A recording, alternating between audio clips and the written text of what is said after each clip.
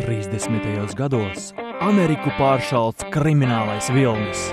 Valda banku aplaupītāji, kurus uzskata par sabiedrības ienaidniekiem. Starp viņiem ir leģendārais Džons Dillingers. Viņa harizma ir kā maska tautas kalpu vidū.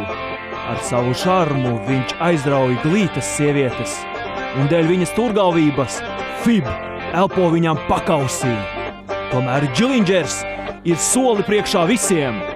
Sabiedrības ienaidnieks numur 1 šovakar ir Kaspars Vecvagārs.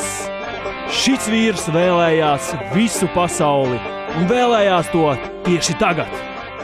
Viņš to arī ieguva, spēlējot pie Žalgira jaunās maiņas 2. spēcīgākajā Lietuvas līgā. Ceturdaļfināla uzvarā par mažeiķiem Vecvagars juniors 23 minūtēs iesvinoja 29 punktus, piesavinājās vienu atlēkušo bumbu un izšāva vienu rezultatīvu piespēli. Kaspar, turpini mūs pārsteigt! Tādi ienaidnieki sabiedrībai patīk!